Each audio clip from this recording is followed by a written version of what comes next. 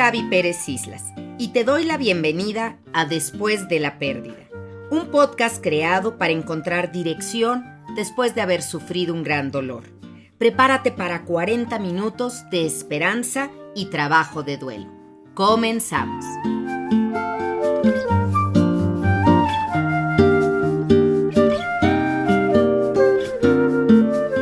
Después de una pérdida, sentimos que todo se ha derrumbado, que no volveremos a ser felices y que nuestra familia ha quedado mutilada. Conforme avanzamos en el proceso de duelo, termina el luto material y emocional y empezamos a ver las cosas de distinto color, como si nos hubieran retirado un velo oscuro que hasta ahora cubría nuestros ojos.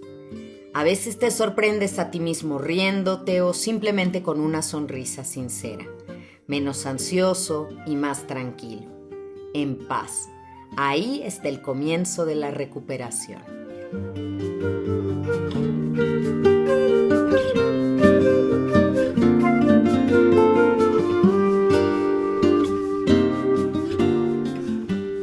Bienvenidos a un episodio más de Después de la Pérdida.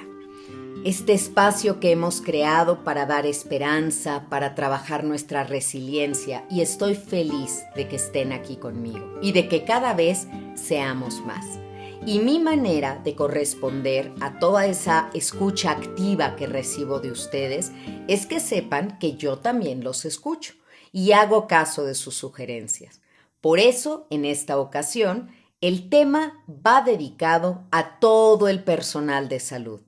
Es mi manera de ponerme de pie ante el trabajo que han hecho, porque estamos hablando de un año completo de trabajo incesante, de trabajo muy desmotivante, y ahorita veremos por qué, y por el otro lado, del compromiso más grande de vida, que es ejercer tu vocación y tu misión. Así que para todo el personal de salud, enfermeras, enfermeros, camilleros, hasta el personal que trabaja temporalmente en un hospital, que está solo por unas horas, que es de entrada por salida, como le llamamos algunos, no de los que son de planta, no de los que están en emergencia, pero todas esas personas han sido héroes anónimos, que han trabajado incansablemente venciendo sus propios miedos. Y de eso quiero hablarles hoy. Quiero que nos sensibilicemos como sociedad ante todos estos trabajadores de la salud, que han puesto la vida y la piel en lo que están haciendo, porque saben, ellos también tienen familia y ellos también tienen miedo de llegar a casa a contagiar a los enfermos, y ha sido muy duro para ellos. Sé de sobra que mucho personal médico, doctores, doctoras, enfermeras, enfermeros, camilleros, escuchan este podcast y además empezarán a circularlo también cuando sepan que especialmente he hablado de ustedes. Así que aquí estamos para hablar de la resiliencia que han mostrado, del ejemplo que nos han puesto y cómo todos podemos aprender de ellos. Pero no se me olvide algo muy importante. Al hablar de personal de salud, voy a incluir aquí a todos los familiares que han cuidado de día y de noche a sus familiares con COVID en casa. Porque el miedo de llegar a un hospital es tan grande que hemos llegado al grado de montar todo un hospital en casa, con tal de no pisar ahí donde huele a cloro y a tan limpio. Entonces en casa han puesto no solo la cama especial, han puesto el tanque de oxígeno, las guardias en la noche, toman con el oxímetro cómo va la saturación de oxígeno en la sangre, pero también inyectan. ¡Qué bárbaro! La familia, mis respetos. ¿Cómo nos ha enseñado este COVID, al que tan mal nos cae y del que tanto peleamos? Pero ¿cómo nos ha enseñado hasta dónde podemos llegar? ¿Hasta dónde llega el amor? ¿Hasta dónde se puede mostrar una vocación?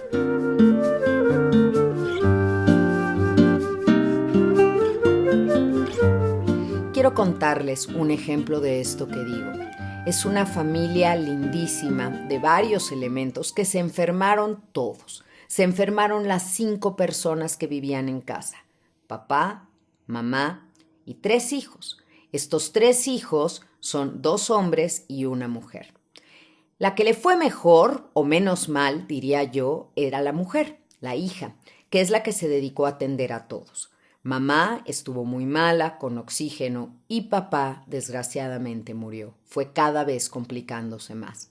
Los primeros en contagiarse fueron los padres, y entonces lo que hizo la familia fue separar al matrimonio para que uno durmiera en un cuarto y otro en otro. Era muy inspirador saber cómo se mandaban papelitos, porque claro, eran personas mayores que no estaban familiarizadas con el WhatsApp, así que se mandaban cartitas con la hija de cuarto a cuarto y se atendían a su manera y preguntaban por la salud del otro, y ahí iban. La hija estuvo casi asintomática y los 2 hijos muy malos con fiebre y tos. Así que bueno, la manera tan amorosa y tan dedicada que tuvo la hija de atender a los papás y a los hermanos, para mí fue una inspiración. Trabajaba, ¿qué les digo? 22 horas al día. Dormía muy poco y eso que ella también estaba enferma. Le subía la comida a uno, le llevaba la comida al otro, revisaba, pasaba su ronda a todos lados.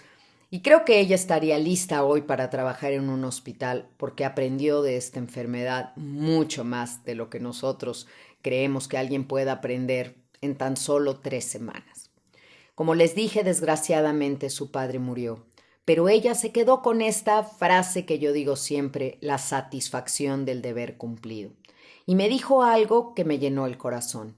Me dijo: Gaby, yo nunca había valorado en toda su magnitud lo que hace una enfermera, lo que hace una cuidadora, lo que hace alguien que se quede en la noche con un enfermo.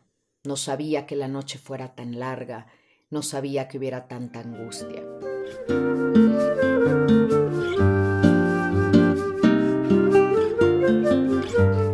Hoy lo sabemos todos.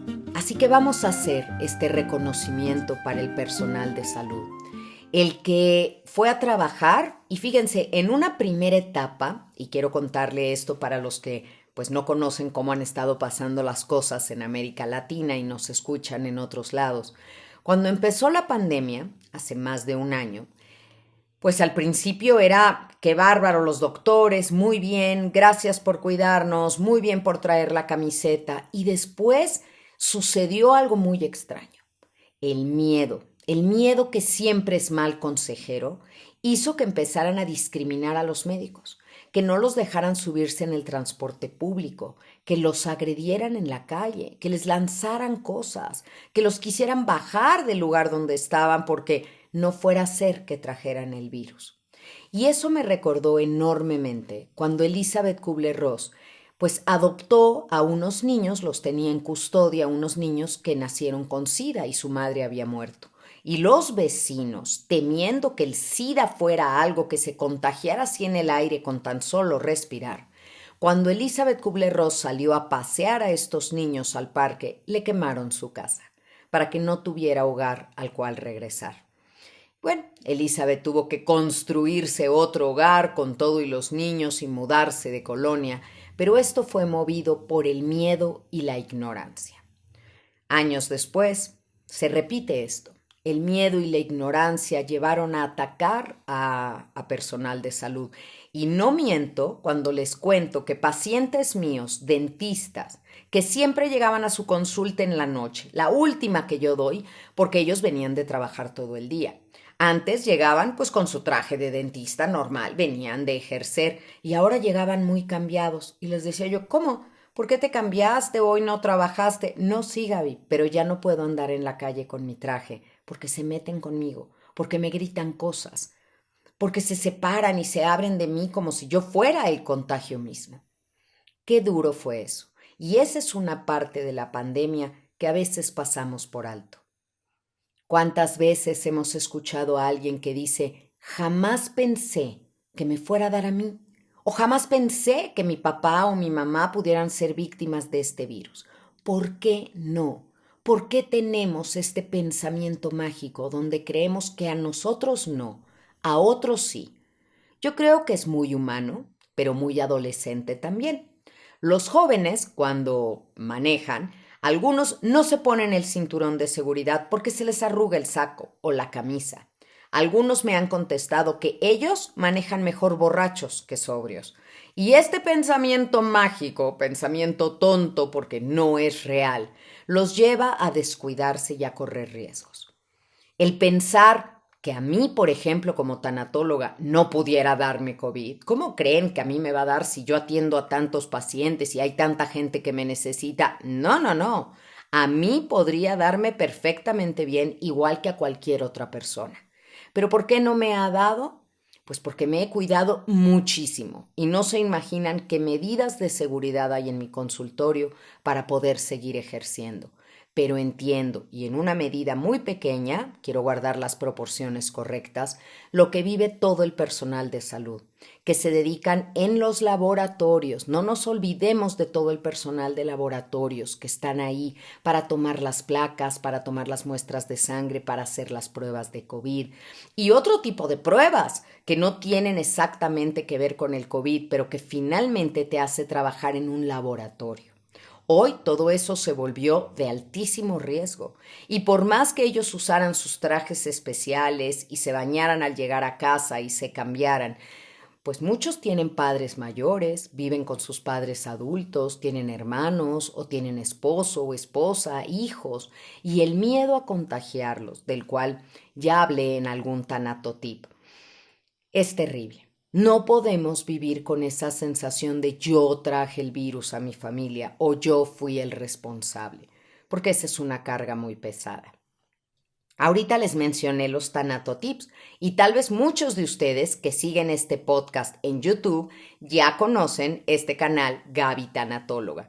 Pero si ustedes siguen este podcast en Spotify, en Apple, en Amazon Music o en cualquier otra plataforma, quiero decirles que tengo un canal de YouTube que se llama Gaby Tanatóloga y todos los martes subo estas pequeñas cápsulas para aprender a vivir un duelo sano que son los tanatotips. Estoy muy feliz porque ya rebasamos los 161,000 seguidores.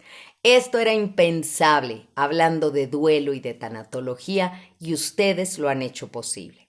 Ojalá que se sumen a esta comunidad y ahí busquen un tanatotip que decía yo contagié a mi familia. Es muy reciente esta publicación y ahí van a ver el manejo correcto de esta culpa irracional que es que yo llevé el virus o por mí empezó el contagio.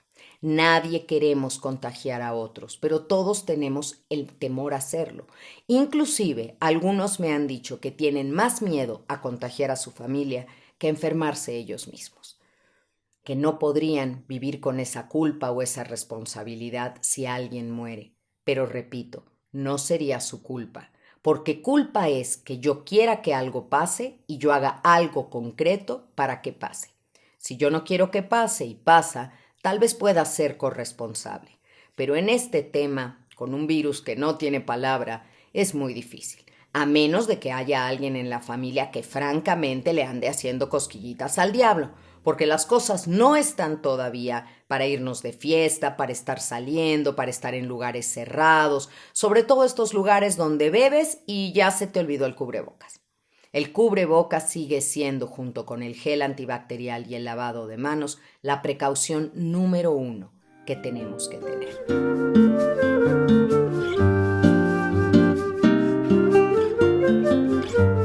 Pero ¿qué pasa? Y vuelvo al tema, con este personal de salud que a pesar de todas esas medidas empezó a ver, pues, compañeros médicos, doctoras que caían enfermos. Muchos de ellos han muerto, muchísimos, porque llega un momento en que la carga viral es tan grande en un área de trabajo, en una sala de emergencias, en una sala COVID, que aunque estés cubierto y protegido, puedes tener el virus también, puedes contagiarte. Así que tenemos que reconocer su vocación, su misión, y fíjense un dato muy curioso del cual me acabo de enterar. Han habido muchísimas deserciones de la carrera de medicina y muchos cambios de orientación vocacional en personas que estaban muy decididos a estudiar medicina antes de la pandemia. Pero después de la pandemia cambiaron de opinión. Y es que esta fue la prueba de fuego para la vocación de cualquiera. Saber que no solamente no tendrás horarios, sino todo lo que pones en juego. Por eso, gracias. Gracias a quien lo ha hecho, a estas personas que han hecho posible, de verdad, que algunos enfermos se comuniquen con su familia porque ponían su iPad, porque ponían su propio teléfono para que esta comunicación fuera posible. Y sí, ya sé que hemos oído historias terribles de teléfonos que se pierden en los hospitales, que les roban a los enfermos, cosas que sí pasan. Pero también por cada una de estas cosas malas que pasan, hay muchísimas cosas buenas que sí están ocurriendo. Este mismo personal de salud y también pues enfermeras y voluntarios estarán vacunando ahora a todas las personas con el tema COVID y me parece muy loable el que lo hagan. No todo mundo tendrá el mejor entrenamiento para eso, pero tal vez sí la mejor voluntad. Vamos a confiar y agradecer. Agradecer y pedir por ellos, ¿por qué no en la noche? Fíjense que desde que yo ejerzo tanatología me ha pasado algo maravilloso que quiero contarles.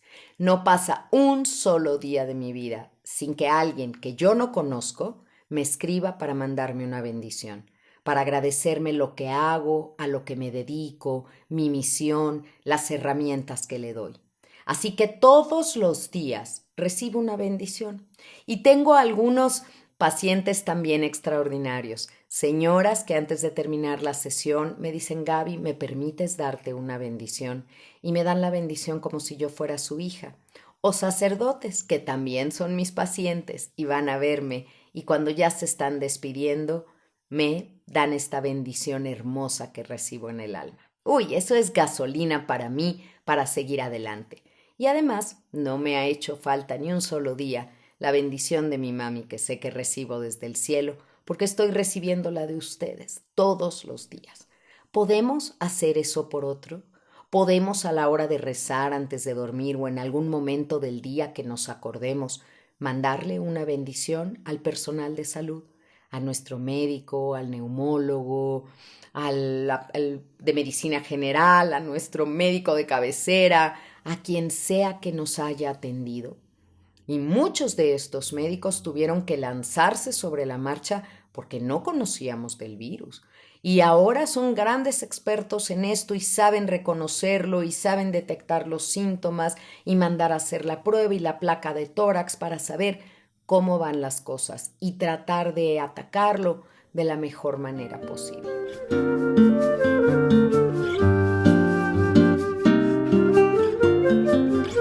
Y la felicidad ¿será posible después de una pérdida? Por supuesto que sí. El duelo es una batalla, pero el contrincante somos nosotros mismos. Gana tu lado de luz y fortaleza o se abandona y avanza la oscuridad y la depresión. Como si estuviéramos jugando un juego de mesa en el que tenemos que ganarle a la ignorancia o a la tristeza y depresión. Yo sí creo que la felicidad es posible después de una pérdida y también después de todas estas escenas traumáticas que han presenciado nuestro personal de salud. Les voy a hacer una comparación que a algunos de ustedes les puede parecer extrema, pero que los que han trabajado en hospitales saben perfecto a qué me estoy refiriendo. Por mucho, la realidad supera la ficción. Por mucho, créanmelo. Cuando he escrito libros y busco historias para poner en ellas, siempre pongo casos reales. Pero pareciera que, bueno, Gaby, ¿en qué momento creaste eso en tu mente? Es una historia. Son verdades, porque la verdad siempre va a rebasar la fantasía. Así que lo que se ve en un hospital, créanmelo, es tremendo. Y la comparación que quiero hacer es el estrés postraumático que le queda a alguien que ha estado en una guerra.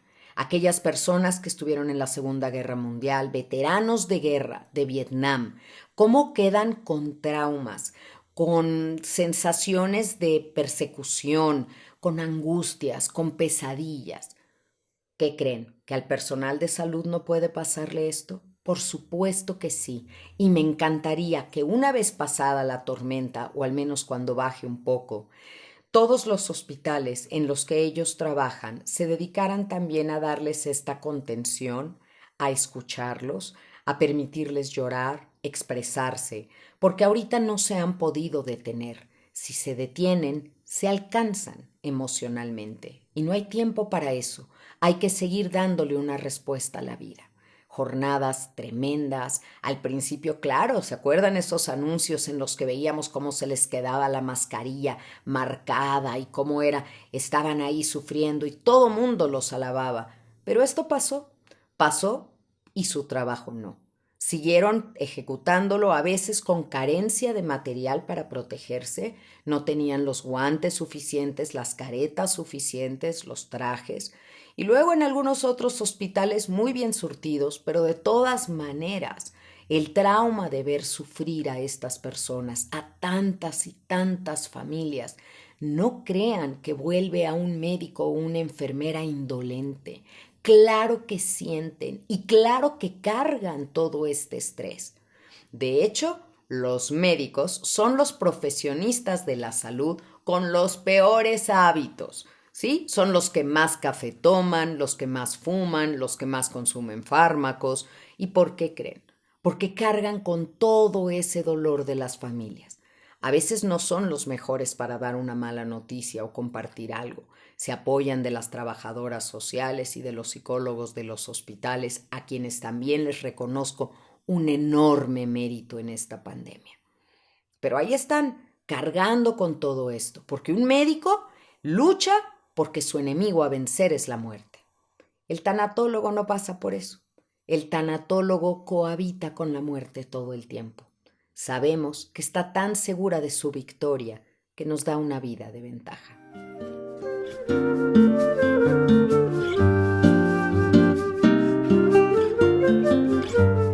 Quien es feliz se compromete en su proceso y quien se compromete triunfa. Descubre que la verdadera felicidad es a pesar de y no gracias a. Comprometerte con algo en la vida te da un sentido de vida. Es lo que ha pasado con todas estas personas. Ahora, ¿cómo se va a manejar este estrés postraumático del que yo les hablaba? Primero, enfrentándolo, hablando de él.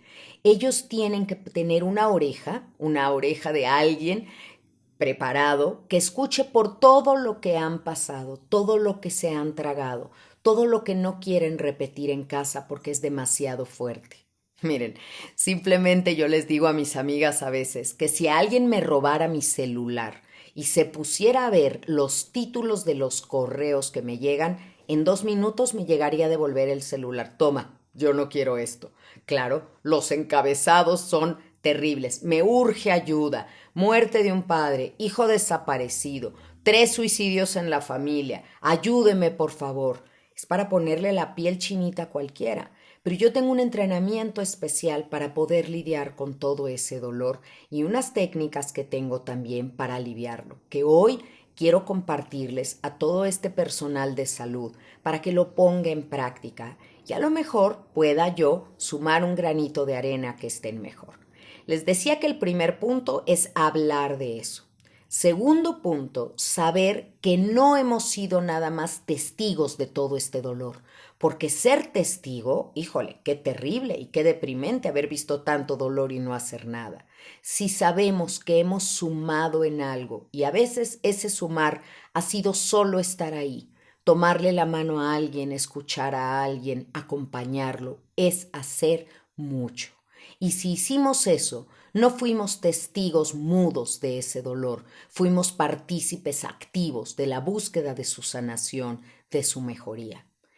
3. Tenemos que reconocer a veces, no a veces, tenemos que reconocer que la vida siempre sabe más que nosotros. Y cuando alguien muere, quiero creer que lo que viene conviene, que la vida lo libró de algo, que ya paró el sufrimiento, que no tenemos que seguir luchando desesperadamente por mantener a alguien con vida, porque a veces mantener a alguien con signos vitales no significa que esté vivo.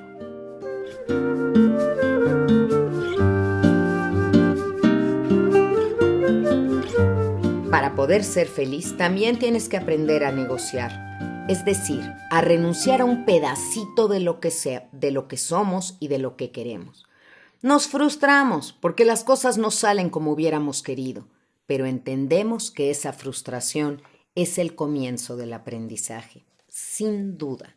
Frustrándonos aprendemos. Así se enseña el niño, el bebé, que quiere meter el triángulo en el cuadrito, en su juguete, y lo intenta por un lado, por el otro, avienta el triángulo hasta que se da cuenta que ahí no era esa figura, que otra pertenece a ese espacio. Y aprendió, pero primero se frustró. Hay mucha frustración en el personal médico y de salud, muchísima. Quisieran haber detenido todas estas muertes, quisieran no haber presenciado tanto dolor, quisieran haberle podido cumplir a las familias promesas que hicieron desde el fondo de su corazón y que nunca pensaron que no se llevarían a cabo. Pacientes jóvenes que llegan y el doctor ve a la familia tan desesperada que le dice: no se preocupe, va a estar bien, va a ver, va a salir adelante. Y luego eso no sucede. Son promesas muy difíciles de cumplir, porque aunque el pronóstico y las estadísticas digan: este virus del COVID no tiene palabra, y de repente da un latigazo que no te esperabas y todo empieza a complicarse más. Ya lo vamos conociendo un poquito más y no bajamos la guardia. En los hospitales nunca lo hacen, están bien monitoreados los pacientes, pero de todas maneras, estas jugarretas del destino hacen que a veces pues les quedemos mal a la familia. ¿Cuántos usuarios no me han dicho que la doctora lloró, que al doctor se le llenaron los ojos de lágrimas, que la enfermera la abrazó cuando se iba y se despidieron con cariño? Es que se crean unos lazos importantísimos. Así que quiero recomendarles ahora lo que yo hago de manera muy personal, lo que Gaby tanatóloga hace, para quitarme un poco el estrés y no caer en algo terrible que se llama síndrome de agotamiento profesional. Cuando caemos en este síndrome ya no estamos dando calidad en nuestro servicio, ya no apoyamos a nadie, somos como una botella de refresco vacía que de tanto servir y darle a los demás, pues se quedó así, hueca, y cree que da y ya no tiene calidad en lo que está ofreciendo. Aquí les van mis recomendaciones. Punto número 1. Salgan a ver verde. Ya no digo ir de vacaciones o visitar la playa o el mar, que sería extraordinario, pero a veces no podemos y este es uno de esos momentos en que no podemos. Pero sí podemos ir a ver verde. Yo tengo mi consultorio literalmente abajo del segundo piso de Periférico, así que lo que veo por la ventana es concreto y ballenas de concreto por todos lados. De repente necesito salir, necesito ir a un parque, necesito ver árboles, mis jacarandas queridas, que son mis favoritos y en esta época del año lucen espectaculares. Les tomo fotografías, trato de conectarme con la naturaleza y eso me reconcilia con la vida.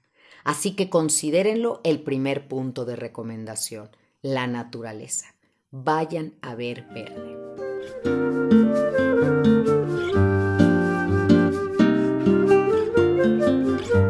La segunda recomendación es que tengan un ratito del día para algo que los italianos llaman el dolce far niente o el dulce no hacer nada.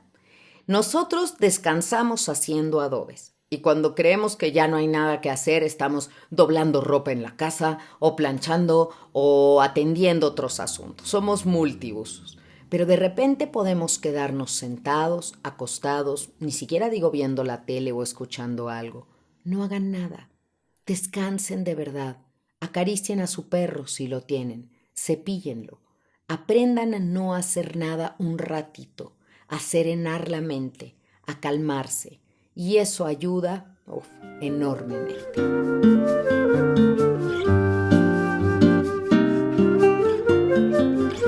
Mi recomendación número 3 es ponerse a hacer algo creativo, algún entretenimiento que tengan, ya sea colorear mandalas, pegar diamantitos en un dibujo, esto que le llaman diamond painting, coser algo, hacer jardinería, algo de carpintería. Activen otros hemisferios diferentes del cerebro. Esto se le llama presiones alternas. Hay tanto estrés en el trabajo que lo que necesitamos el fin de semana a veces no es solo quedarte en la cama, porque el lunes llegas igualmente agotado. Necesitas activar otros circuitos de la mente. Y esos circuitos se activan haciendo cosas diferentes que te retan y te desafían, pero en otra área en la que estás tranquilo. Así que el arte es una gran opción para eso.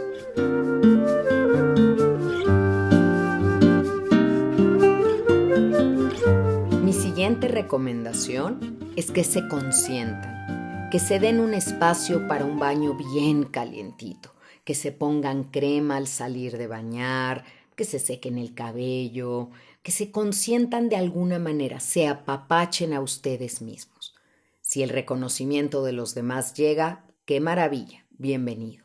Pero ¿y si no? Puedes abrazarte una vez en el día y decir, lo has hecho bien, felicidades.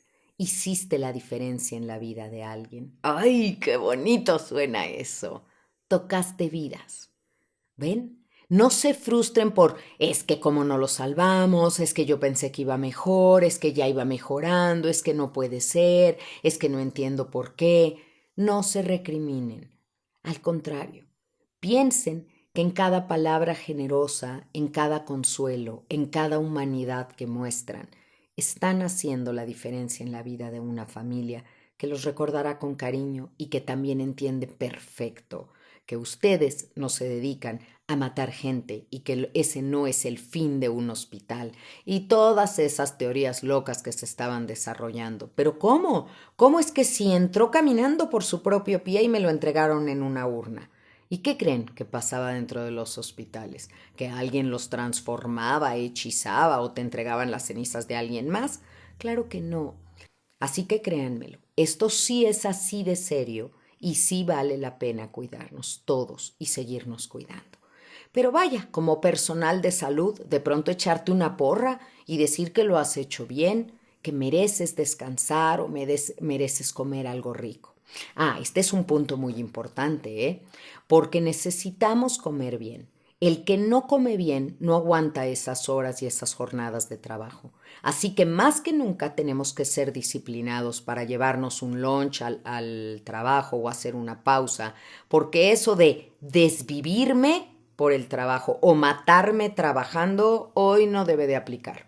Hay que trabajar mucho y hay que trabajar duro, pero trabajamos para comer y trabajamos para vivir. No hagamos todo lo contrario. Ahora entendemos el respeto al dolor de los demás. Eso significa tenerles consideraciones y paciencia. Nadie tiene que mantener un estado de ánimo y sombrío todo el tiempo. La vocación de alegría debe de aflorar porque la necesitamos para nosotros y para los demás. Créanme, no hay nada más difícil que vivir con alguien que no es feliz y que trata de cobrarle su infelicidad a los demás integrantes de la familia.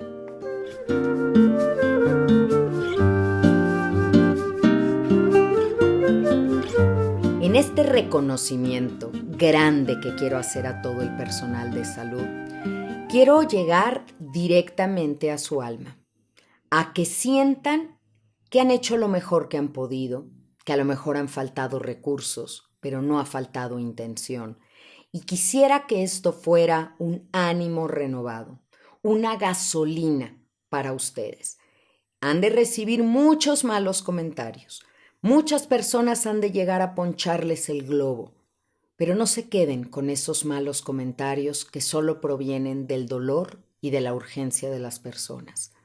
Quédense con lo bueno, con los reconocimientos, con los detalles de cariño, con los regalitos que de repente alguien te lleva o cómo te comparten un chocolate o te dicen algo.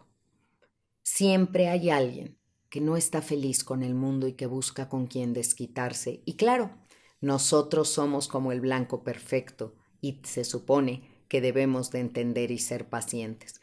Así que ya he entendido que puedo ayudar a cierto número de personas. No puedo consolar a todos, no puedo atender a todos. Y por eso creé este podcast y por eso están mis Tanatotips, para poder llegar al mayor número de personas. Pero bueno, si alguien no se ha sentido atendido, yo también aprovecho para pedirle una disculpa.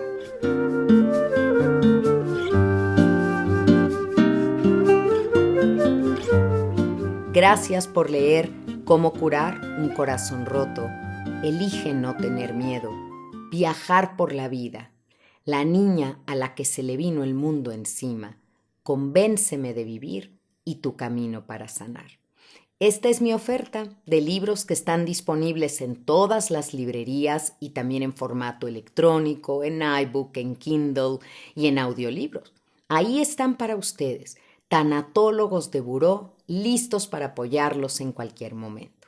Y si quieren saber más de tanatología, ahí están mis conferencias en línea en gabitanatóloga.teachable.com. Es una plataforma muy segura que hay unos pasos muy sencillos a seguir.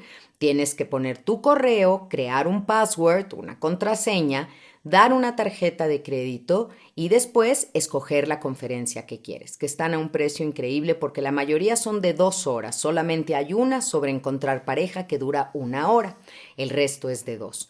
Y puedes verlas las veces que quieras. Nunca caduca tu suscripción a lo que es mi material. Tanto en el diplomado en línea como en las conferencias, una vez que te has inscrito, podrás volver a este material las veces que quieras. gabitanatóloga.teachable.com.